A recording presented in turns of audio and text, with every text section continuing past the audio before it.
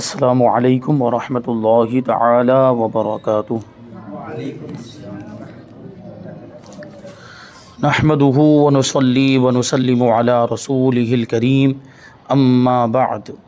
فاعوذ باللہ من الشیطان الرجیم بسم اللہ الرحمن الرحیم ان اللہ وملائکتہ یصلون علی النبی یا ایہا الذین آمنوا صلوا علیہ وسلموا تسلیما اللہم صلی علی سیدنا ومولانا محمد معدن الجود والکرم وآلہ الکرام وابنہ الکریم وبارک وسلم صلاۃ و سلاما علیک یا رسول اللہ صلی اللہ تعالی علیہ وسلم۔ عبادات کا چیپٹر ہے، اس میں طہارت کا بیان ہے، تو طہارت میں پاکی ناپاکی کے مسائل ذکر کیے جا رہے ہیں۔ اس سے پہلے حیض کا بیان ہوا، اب یہاں پہ استحاضہ کا بیان۔ حیض کے بارے میں بتایا گیا تھا کہ عورت کے آگے کے مقام سے جو خون عادت کے طور پر نکلتا ہے اس کو حیض کہا جاتا ہے، جس کو ماہواری بھی کہا جاتا ہے، MC بھی کہا جاتا ہے، مہینہ آنا بھی کہا جاتا ہے، اور بھی بہت سارے اس کے نام ہیں۔ اور ایک بات یہاں پر یہ بھی ذہن میں رہے کہ حیض کا جو خون ہوتا ہے وہ رحم سے آتا ہے، رحم مطلب بچے دانی سے آتا ہے، اور نفاس کے خون کا بھی وہی معاملہ ہے کہ نفاس کا خون بھی رحم یعنی بچے دانی سے آتا ہے۔ لیکن استحاضہ کا جو خون ہوتا ہے وہ بیماری کا خون ہوتا ہے، وہ بچے دانی سے نہیں آتا، وہ کسی اور جگہ سے، یا تو ہو سکتا ہے اندر کوئی زخم ہو گیا ہو، اس زخم میں سے آتا ہو، یا رگ میں سے آتا ہو، کسی نس میں سے آتا ہو، کوئی اور مقام سے وہ آتا ہوگا، تو اس کو استحاضہ کہتے ہیں۔ تو استحاضہ کے بارے میں وہی بتائیں گے کہ استحاضہ کا مطلب کیا ہوتا ہے۔ کہتے ہیں کہ جو خون بیماری کی وجہ سے آئے اس کو استحاضہ کہتے ہیں۔ جو عادتاً آتا ہے عورت ہونے کی وجہ سے، عورت کی خصوصیت یہ ہے کہ اس کو حیض آئے، تو وہ جو عادت کے طور پر آتا ہے وہ تو حیض ہے، لیکن اب جو عادت سے تجاوز کر جائے یا جو حیض کے شرائط ہے اس کے مطابق نہ ہو تو پھر اس کو استحاضہ کہا جائے گا، یعنی اس کو بیماری کا خون کہا جائے گا۔ اب یہ استحاضہ جو بیماری کا خون ہے تو اس کی دلیل کیا ہے اور اس کے جو احکام ہیں انشاءاللہ اس کو آگے بیان کرتے ہیں۔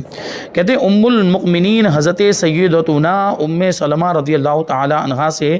روایت ہے کہ رسول اکرم صلی اللہ علیہ وسلم کے عہد مبارک میں، یعنی حضور پاک صلی اللہ علیہ وسلم کے مبارک زمانے میں ایک عورت کے اگلے مقام سے خون بہتا رہتا تھا۔ اس کے لیے ام المؤمنین حضرت سیدتنا ام سلمہ رضی اللہ تعالی عنہا نے حضور اکرم صلی اللہ علیہ وسلم سے فتویٰ پوچھا، مسئلہ معلوم کیا، تو حضور نے ارشاد فرمایا کہ اس بیماری سے پہلے مہینے میں جتنے دن اور راتیں حیض آتا تھا ان کی گنتی شمار کر کے مہینے میں انہی کی مقدار نماز چھوڑ دے، اور جب وہ دن جاتے رہیں تو غسل کرے اور شرمگاہ پر کپڑا باندھ کر نماز پڑھے۔ دیکھیں یہ استحاضہ کی دلیل ہے حدیث پاک۔ تو استحاضہ کے تعلق سے اس میں حضور پاک صلی اللہ علیہ وسلم نے حکم ارشاد فرمایا کہ اس سے پہلے حیض آتا تھا، ریگولر باقاعدہ اس کو حیض آتا تھا، اور اب استحاضہ آنے لگ گیا، یعنی اب خون بند ہی نہیں ہو رہا ہے اور خون جاری ہے مسلسل، تو ایسی صورت میں اب کیا حکم ہوگا؟ تو جو پہلے اس کو ہر مہینے میں جتنے دن حیض آتا تھا اتنے دن حیض کے مانے جائیں گے اور باقی استحاضہ کے مانے جائیں گے۔ مثال کے طور پر اس کو پہلے 5 دن خون آیا کرتا تھا اور اب جاری ہو گیا وہ خون، اب وہ خون بن ہی نہیں رہا، روزانہ آ رہا ہے، تو ایسی صورت میں اب ہر مہینے میں جو 5 دن ہوں گے وہ حیض کے ہوں گے اور باقی کے 25 دن استحاضہ کے۔ تو اس طرح وہ 5 دنوں کے اندر نماز روزہ چھوڑ دے گی، اور باقی کے جو 25 دن ہیں اس میں اگرچہ خون آ رہا ہے لیکن وہ نماز پڑھے گی، اور اگر ان ایام میں رمضان بھی آئے ہیں تو رمضان کے روزے بھی اس کو رکھنا لازم اور ضروری ہے۔ یعنی استحاضہ کا بنیادی جو حکم ہے کہ استحاضہ کے اندر نمازیں معاف نہیں ہیں اور استحاضہ کے اندر روزے بھی معاف نہیں ہیں۔ جس طرح حیض کے اندر اور نفاس کے اندر آگے اور تفصیلی احکام آپ اس کے جانیں گے کہ حیض اور نفاس کے اندر نمازیں بھی معاف ہیں اور روزے بھی معاف ہیں، لیکن میں نے اس سے پہلے بتایا تھا کہ نمازوں کی قضا نہیں ہے۔ ان دنوں میں مخصوص ایام کے اندر جو نمازیں چھوٹیں گی ان کی قضا کرنا لازم اور ضروری نہیں ہے، لیکن روزے اگر چھوٹے ہیں تو روزوں کی قضا کرنی پڑے گی دوسرے ایام میں۔ تو یہ کبھی ایسا بھی ہو سکتا ہے، دیکھیں استحاضہ، یہ تو یہاں پر ایک بات یہ بتائی کہ پہلے اس کو حیض آتا تھا اور اب استحاضہ آنے لگ گیا۔ کبھی ایسا بھی ہو سکتا ہے کہ بالغ ہی ہوئی استحاضہ کے ساتھ، یعنی خون جاری ہوا تو جاری ہی رہا، بند نہیں ہوا، تو اب کیسے پتہ چل پائے گا کہ کتنے دن حیض کے اور کتنے دن استحاضہ کے؟ وہ بھی آگے مسئلہ آئے گا، لیکن میں آپ کو یہاں پر بتا دوں کہ وہ اب مسلسل خون، پہلی مرتبہ خون آیا اور وہ خون جاری ہی رہا، روزانہ آ رہا ہے اس کو، تو اب یہ سمجھ میں نہیں آئے گا، ہم فرق نہیں کر پائیں گے کہ وہ استحاضہ کون سا اور حیض کون سا ہے۔ تو ایسی صورت میں ہر مہینے میں 3 دن وہ حیض کے معنی، کیونکہ 3 دن کم سے کم مقدار حیض کی ہے، تو ہر مہینے میں وہ 3 دن حیض کے معنی، اور باقی 27 دن یا مہینے میں جتنے بھی دن ہو رہے ہیں، 29 کا مہینہ ہے یا 30 کا مہینہ، اس کے اعتبار سے وہ 3 دن حیض کے نکالے گی، اور باقی کے جو دن ہیں ان کو کیا مانے، وہ استحاضہ کے، یعنی 3 دنوں میں نماز روزہ چھوڑے اور باقی دنوں کے اندر وہ نماز وغیرہ سب پڑھے گی اور سب عبادتیں وغیرہ وہ کرے گی۔ تو یہ دیکھیں یہاں پر، اچھا یہ جو ابھی بات آئی کہ 29 کا مہینہ یا 30 کا، تو یہ کون سا مہینہ 29 کا ہوتا ہے؟ اسلامی مہینہ، کیونکہ اسلامی احکام کے اندر، شریعت کے احکام کے اندر ہجری سال اور ہجری تاریخ کا اعتبار کرنا لازم اور ضروری اور فرض ہے۔ اسلامی احکام، شریعت کے احکام میں آپ انگریزی سال یا شمسی سال کا اعتبار نہیں کر سکتے، انگریزی تاریخ کا اعتبار کرنا اس میں جائز ہی نہیں ہے۔ تو جو بھی احکام، چاہے وہ زکوٰۃ کے معاملات ہو، زکوٰۃ کے اندر جو سال شمار کرنا پڑتا ہے وہ ہو، یا حیض نفاس وغیرہ کے احکام، اور بھی دوسرے بہت سارے احکام جن میں تاریخ کا تعلق ہوتا ہے، جن میں دن، سال وغیرہ، مہینے وغیرہ کا تعلق ہوتا ہے، تو وہاں پہ وہ جو بھی دن ہے، سال یا مہینہ، جو بھی بات چل رہی ہے، تو وہ اسلامی سال کو دیکھا جائے گا، ہجری یعنی چاند کی تاریخ کو دیکھا جائے گا، اور اس کا اعتبار کرنا لازم اور ضروری ہوگا۔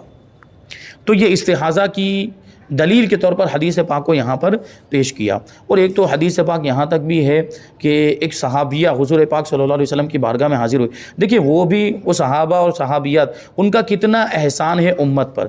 کہ یہ ایسے حیا والے مسائل، ابھی وہ سوچتے رہ جاتے کہ میں یہ حضور سے کیسے پوچھوں، شرم آتی ہے، حیا آتی ہے۔ مسئلہ پوچھنے میں شرم نہیں ہونی چاہیے، مسئلہ پوچھنے میں شرم اور حیا نہیں۔ ہمارے آپ کے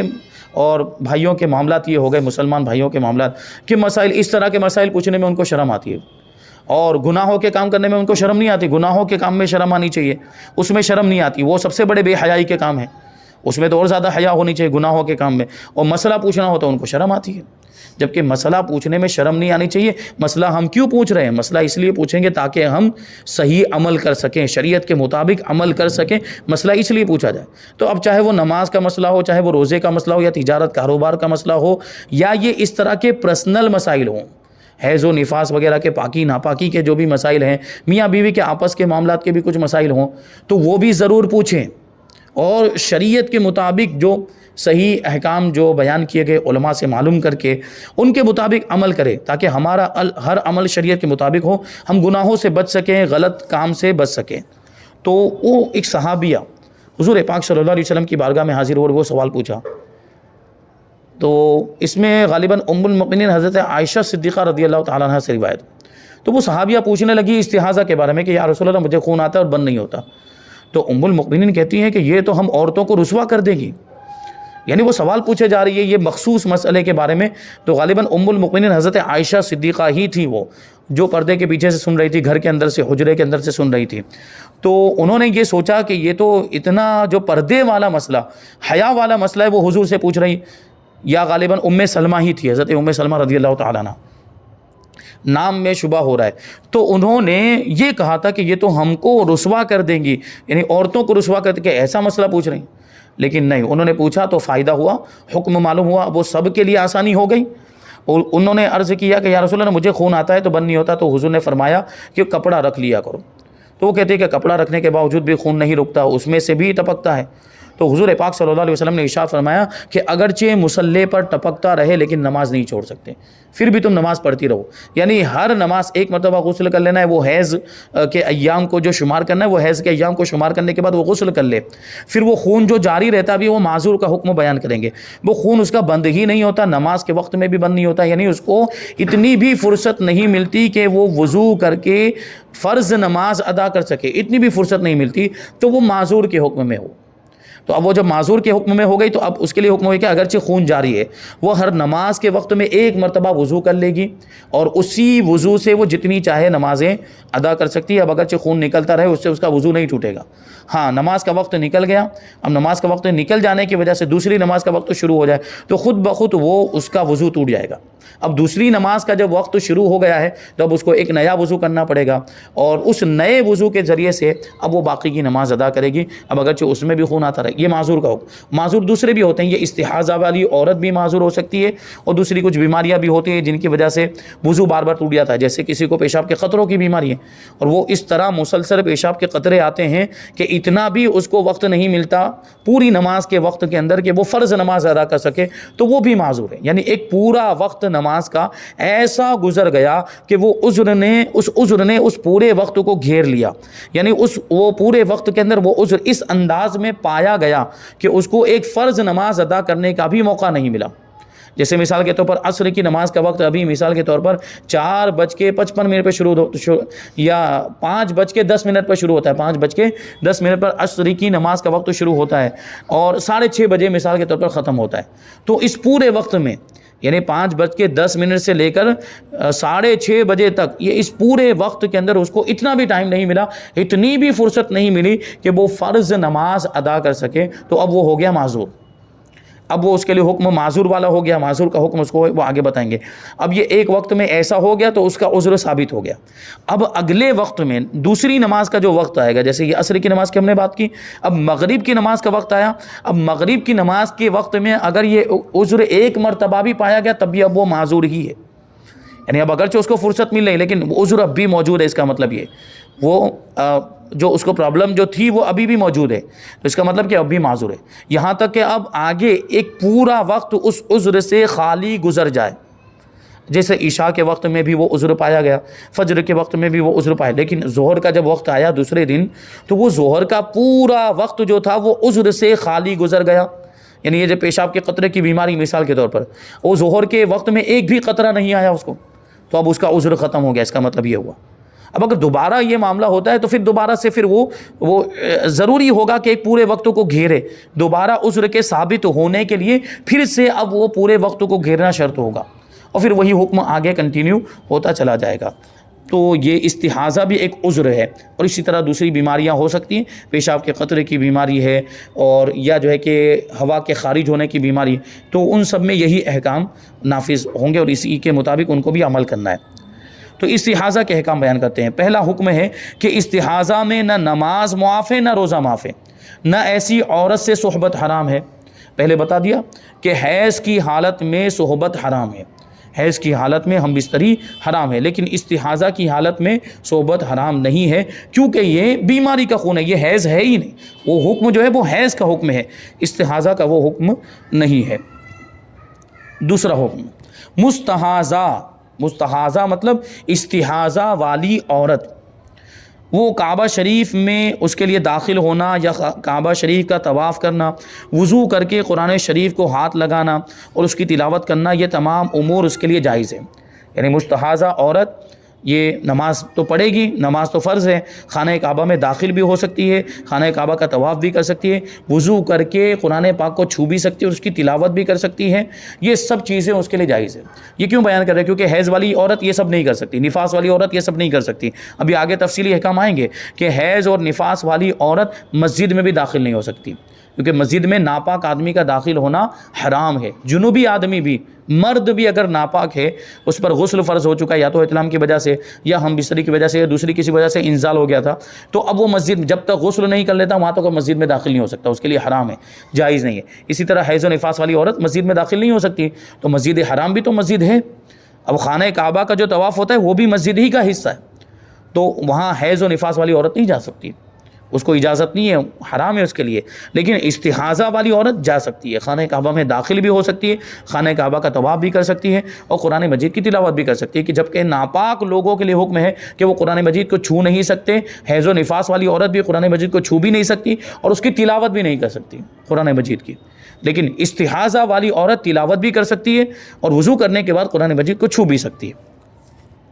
یہ دو حکم ہو گئے۔ اب تیسرا حکم، استحاضہ اگر اس حد تک پہنچ گیا کہ بار بار خون آنے کے سبب اس کو اتنی مہلت نہیں ملتی کہ وضو کر کے فرض نماز ادا کر سکے، تو نماز کا پورا ایک وقت شروع سے آخر تک اسی حالت میں گزر جانے پر اس کو معذور کہا جائے گا، جس کی تفسیر میں نے ابھی بیان کی۔ ایک وضو سے اس وقت میں جتنی نمازیں چاہے پڑھے، خون آنے سے اس کا وضو نہیں جائے گا۔ لیکن یہاں پر ایک اور بات یاد رکھیں، جو پہلے والے سیزن کے کے اندر بیان کیا جا چکا ہے کہ جس عذر کی وجہ سے وہ معذور بنا ہے انسان، جو شخص عورت ہو یا مرد ہو، جس عذر کی وجہ سے وہ معذور بنا ہے اسی عذر کے پائے جانے کی وجہ سے وضو نہیں ٹوٹے گا۔ اس کے علاوہ اگر کوئی دوسرا وضو توڑنے والا سبب پائے گا، کوئی دوسری چیز وضو توڑنے والی پائے گا تو وضو ٹوٹ ہی جائے گا۔ جیسے کسی شخص کو پیشاب کے قطرے کی بیماری ہے اور وہ اس کی وجہ سے معذور ہو گیا تو اب پیشاب کے قطرے آتے رہیں اس کا وضو نہیں ٹوٹے گا، لیکن اسی دوران اگر ہوا خارج ہو گئی تو وضو ٹوٹ جائے گا، وہ الگ چیز ہو جائے گی۔ تو یہ بھی ذہن میں رکھیں کہ استحاضہ والی عورت ہے تو استحاضہ کا خون آتا رہے گا، معذور ہو گئی ہے تو اب استحاضہ کے خون کی وجہ سے اس کا وضو نہیں ٹوٹے گا، ہر وقت میں ایک مرتبہ وضو کر لے گی اور اس سے جتنی چاہے نمازیں پڑھی، لیکن دوسرا اگر کوئی ناقض وضو پایا گیا تو اس سے وضو ٹوٹ جائے گا۔ چوتھا مسئلہ، اگر کپڑا وغیرہ رکھ کر اتنی دیر تک خون روک سکتی ہے کہ وضو کر کے فرض نماز پڑھ لے تو عذر ثابت نہیں ہوگا، یعنی ایسی صورت میں اسے معذور نہیں کہیں گے، اب وہ معذور نہیں کہلائے گی۔ کپڑا وغیرہ رکھ کر، شرمگاہ کے اندر کپڑا وغیرہ رکھ کر خون کو روکا جا سکتا ہے تو وہ معذور نہیں ہے، اور کپڑا رکھنے کے باوجود بھی خون نکل رہا ہے، اتنا زیادہ خون نکل رہا ہے کہ کپڑے میں سے بھی وہ باہر آ رہا ہے تو ایسی صورت میں وہ معذور ہو جائے گی، اور وہ معذور کی وہی شرط کہ پورے وقت کو وہ گھیر لے۔ اب یہاں پہ حیض کی طرف پھر سے آتے ہیں کہ حیض آنا کس عمر سے شروع ہوتا ہے اور کس عمر میں حیض بند ہو جاتا ہے، حیض رک جاتا ہے، یہ بھی بہت اہم مسئلہ ہے۔ تو فرماتے ہیں کہ کم سے کم 9 برس کی عمر سے حیض شروع ہوگا اور حیض آنے کی انتہائی عمر 55 سال ہے، یعنی 9 سال کی عمر کی لڑکی کو حیض آ سکتا ہے، یہ کم سے کم بالغ ہونے کی عمر ہے، لڑکی کے لیے کم سے کم بالغ ہونے کی عمر ہے۔ تو اب یہ آگے بھی ہو سکتا ہے، کبھی 10 سال کی عمر میں ہو سکتا ہے کہ خون یہ حیض کا شروع ہو، اور کبھی ہو سکتا ہے 12 سال کی عمر میں شروع ہو، تو وہ شروع ہونے کی کم سے کم جو عمر ہے وہ ہے 9 سال۔ تو اس کا مطلب بھی بتائیں گے کہ یہ 9 سال کم سے کم عمر ہے، اس کا کیا مطلب ہوا کہ اگر 9 سال سے پہلے ہی خون آنے لگ گیا، 8 سال کی عمر میں خون تو وہ حیض نہیں ہے، وہ بیماری کا خون ہے۔ 9 سال کی عمر ہوئی اور خون آیا ہے تو وہ حیض ہے، اور اسی طرح 55 سال کی عمر تک جو خون آتا رہا وہ حیض میں شمار ہوگا، 55 سال کی عمر کے بعد اگر خون آئے گا تو وہ حیض نہیں ہے۔ تو وہی کہتے ہیں اس عمر والی کو عائسہ یعنی حیض اور اولاد سے نا امید ہونے والی کہتے ہیں، یعنی 55 سال کی عمر ہو جائے تو حیض عام طور پر بند ہو جاتا ہے، اور اس کے بعد حیض نہیں آتا اور پھر اولاد کا سلسلہ بھی نہیں ہوتا، کیونکہ اولاد کا تعلق حیض سے، میں نے جیسے کہ پچھلے والے درس میں کہا، تو حیض نہیں تو اولاد نہیں، تو حیض بند ہو جائے گا تو اولاد بھی نہیں ہو پائے گی، اسی وجہ سے اس کو عائسہ کہتے ہیں، یعنی نا امید ہو جانے والی، کہ اب وہ اس کو اولاد کی امید نہیں رہتی۔ 9 برس کی عمر سے پہلے جو خون آئے گا وہ حیض نہیں بلکہ استحاضہ ہے، یوں ہی 55 برس کی عمر کے بعد جو خون آئے گا وہ بھی استحاضہ ہے، لیکن اگر کسی کو 55 برس کی عمر کے بعد بھی خالص خون بالکل ایسے ہی رنگ کا آیا جیسا کہ حیض کے زمانے میں آیا کرتا تھا تو اب اس کو حیض مانا جائے گا، کیونکہ ایک دلیل ہے وہ کہ بالکل اسی انداز کا خون جو حیض کے زمانے میں اس کو آیا کرتا تھا اب بھی آ رہا ہے تو اب اس کو حیض مانا جائے گا۔ اب ایک بہت اہم مسئلہ کہ 2 حیضوں کے درمیان کتنا فاصلہ ہونا چاہیے۔ ایک حیض اس مہینے میں 5 دن 10 دن آیا یا 7 دن آیا پھر بند ہو گیا، اب دوسرا حیض دوسرے مہینے میں آ رہا ہے، تو دونوں کے درمیان کتنا فاصلہ ہونا چاہیے، اس کو فرماتے ہیں کہ 2 حیضوں کے درمیان کم سے کم پورے 15 دن کا فاصلہ ضروری ہے۔ یعنی کیا مطلب ہوا کہ ایک حیض آیا اور ابھی 15 دن نہیں گزرے تھے کہ پھر خون آنے لگ گیا تو وہ حیض نہیں ہے، وہ حیض نہیں ہے۔ جیسے مثال کے طور پر اس مہینے کی 5 تاریخ کو خون بند ہوا تھا اور 5 تاریخ 15 تاریخ کو پھر سے خون آ گیا تو 10 ہی دن ہوئے، 10 ہی دن ہوئے تھے، تو 15 تاریخ سے لے کر 20 تاریخ تک اگر وہ خون آتا رہا ہے تو یہ 5 دن جو ہے وہ استحاضہ، 20 تاریخ کے بعد جو خون آئے گا وہ حیض میں شمار ہوگا کیونکہ اب 15 دن ہو چکے ہیں، 20 تاریخ کے بعد جو خون آئے گا وہ حیض ہوگا۔ عورت کو چاہیے کہ وہ حیض آنے کی مدت اچھی طرح یاد رکھے یا لکھ لے تاکہ شریعت مطہرہ پر احسن طریقے سے عمل کر سکے۔ اس میں توجہ نہیں دی جاتی ہے، کب آیا کب بند ہوا ان کو پوچھا جائے تو نہیں بتا پائیں گے۔ شریعت کا حکم ہے نمازیں پڑھنی ہے، نمازوں کا دار و مدار اس پر ہے، اور ویسے بھی ہماری ماؤں بہنوں کے معاملات ہے کہ ویسے نمازیں نہیں پڑھتی ہے تو یہ ان ساری چیزوں کا کیا خیال کریں گے، ان کا نمازوں کی فکر ہو تو یہ سب لکھ کر رکھیں، تاریخ وغیرہ حیض کی ناپاکی کی ان کے ایام کو یاد کر کے رکھیں۔ جو نمازی ہیں، جو نماز کی پابندیاں کرتی، جو شریعت کی پابند ہیں، عورتیں خواتین ہماری مائیں بہن، وہ یہ سب یاد رکھتی ہیں، وہ سب لکھتی ہیں، اور لکھنا چاہیے، یاد رکھنا چاہیے تاکہ شریعت کے مطابق وہ عمل کر سکیں۔ مدت حیض یاد نہ رکھنے کی صورت میں بہت سی پیچیدگیاں پیدا ہوتی ہیں۔ اگر مدت معلوم ہی نہیں کہ کب چالو ہوا تھا کب ختم ہوا ہے تو کیسے پتہ چلے گا کتنی نمازیں باقی ہیں یا کتنے روزے باقی ہیں، کتنی نمازیں اس میں پڑھنی ہے؟ کیونکہ جو معاف ہوئی ہے تو وہ تو حیض کی وجہ سے ہی پتہ چلے گی کتنی معاف ہوئی اور بھی کتنی باقی ہے، وہ سب دیکھنا ہے۔ یہ ضروری نہیں کہ مدت میں ہر وقت خون جاری رہے جب ہی حیض ہو، بلکہ اگر بعض وقت بھی آئے جب بھی حیض ہے، کیونکہ دیکھیں ابھی یہاں پہ جو بات کہی ہے کہ 5 دن خون آیا، 10 دن خون آیا، 7 دن آیا، 8 دن آیا، تو اس کا مطلب یہ نہیں ہوتا کہ 5 دن خون آیا تو 5 دن مسلسل آتا ہی رہے، نہیں، ایک دن میں ایک مرتبہ بھی آیا، دوسرے دن میں ایک ہی مرتبہ آیا، یا ایک دن میں 2 مرتبہ آیا، تب بھی وہ حیض ہی ہے۔ کبھی ایسا بھی ہو سکتا ہے کہ ایک دن بیچ میں پورا گیپ ہو گیا، پہلے دن آیا حیض اور دوسرے دن گیپ ہو گیا، پھر تیسرے دن، تو یہ تینوں دن حیض ہی کے ہوں گے، یا یہ 2 دن بھی گیپ ہو سکتا ہے بیچ میں، ابھی اور مسائل بتائیں گے اس کے بارے میں کہ ایک دن حیض آیا، 2 دن گیپ ہو گیا، پھر تیسرے دن آیا، پھر چوتھے دن آیا، 2 دن گیپ ہو گیا، چوتھے دن اور 5ویں دن آیا، تو یہ پورے 5 دن جو ہے وہ حیض کے شمار ہوں گے۔ ابھی اور اس کے بعد جو ہے یہ نفاس کا بیان ہے، اور نفاس کے احکام اور پھر حیض اور نفاس کے مشترک احکام انشاءاللہ تبارک و تعالیٰ، یہ ساری باتیں ہم آئندہ درس میں شامل کریں گے۔ اللہ تبارک و تعالیٰ کی بارگاہ میں دعا ہے کہ جو کچھ بھی بیان ہوا اس پر ہم سب کو عمل کرنے کی توفیق عطا فرمائے۔ وما علینا الا البلاغ۔ السلام علیکم۔